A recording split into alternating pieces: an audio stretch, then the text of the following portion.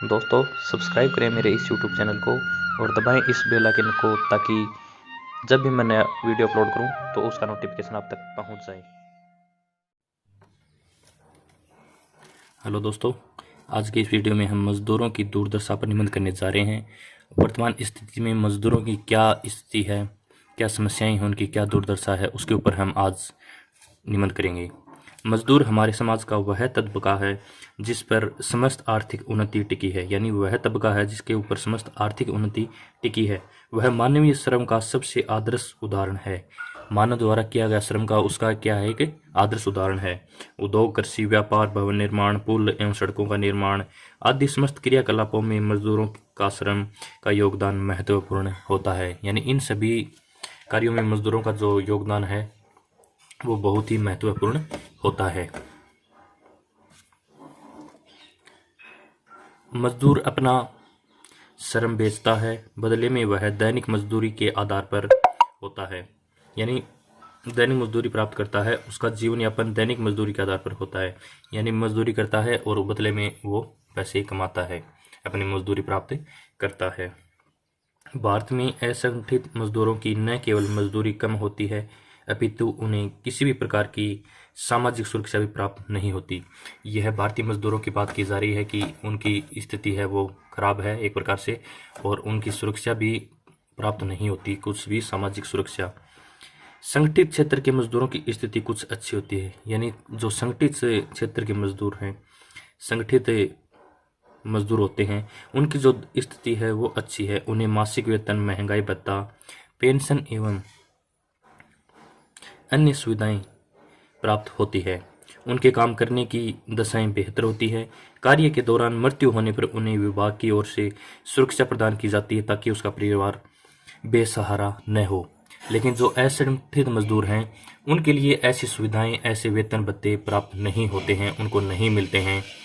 मजदूर चाहे किसी भी क्षेत्र का हो, आर्थिक क्रियाकलापों में उसकी अग्रणी भूमिका होती है। वह ईंटें बनाता है, खेती में किसानों की भरपूर मदद करता है। शहरों और गांवों में उसे कई प्रकार के कार्य करने होते हैं। तालाब, कुओं, नहरों और झीलों की खुदाई में उनके श्रम का बहुत इस्तेमाल होता है। यानी इतने बड़े बड़े कार्य, इतने बहुत ज़्यादा कार्य है वो मजदूर के द्वारा किए जाते हैं। रिक्शा चालक है, सफाई कर्मचारी, बढ़ई, लोहार, हस्तशिल्पी है, दर्जी, पशुपालक आदि भी वास्तव में मजदूर ही होते हैं। ये जो सभी कार्य करने वाले हैं इनको भी मजदूर के श्रेणी में ही रखा गया है। इनको भी क्या कहा गया कि वास्तव में ये भी क्या होते हैं, मजदूर होते हैं, क्योंकि ये भी मजदूरी करते हैं, दूसरों का कार्य करते हैं, उनको कार्य करके देते हैं, तो ये भी मजदूर कहलाते हैं।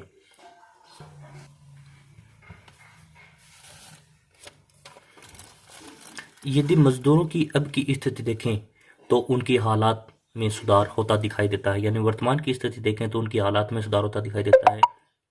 पहले मजदूरों की स्थिति दयनीय थी। यानी पहले मजदूरों की स्थिति दयनीय थी, उन्हें पर्याप्त काम नहीं मिल पाता था। जमींदार और बड़े बड़े किसान उन्हें बंधुआ बनाकर रखते थे, उनसे श्रम अधिक लिया जाता था और पारिश्रमिक कम दिया जाता था। यानी श्रम के बदले उनको बहुत ही कम लाभ मिलता था या रुपये मिलते थे, पारिश्रम मिलता था।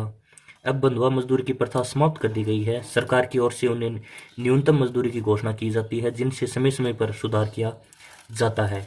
यानी पहले जो बंधुआ मजदूरी की प्रथा थी वो बंद हो चुकी है और सरकार द्वारा कई योजनाएं मजदूरों के लिए निकाली जाती है।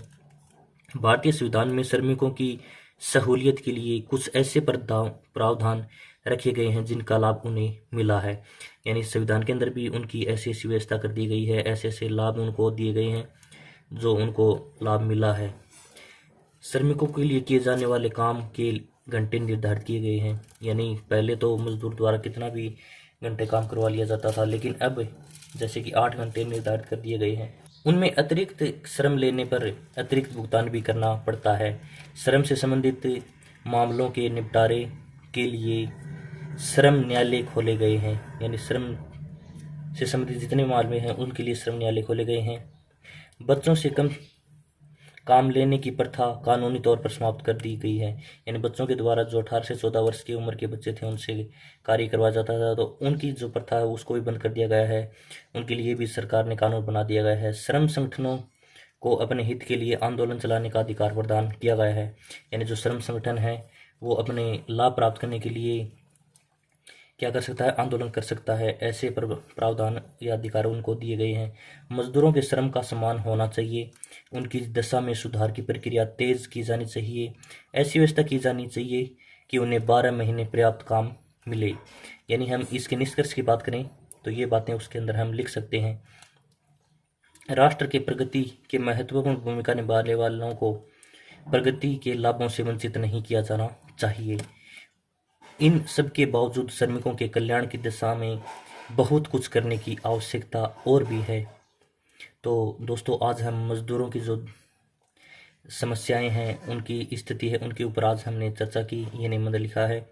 निबंध अच्छा लगा हो तो अपने दोस्तों को शेयर करें। धन्यवाद।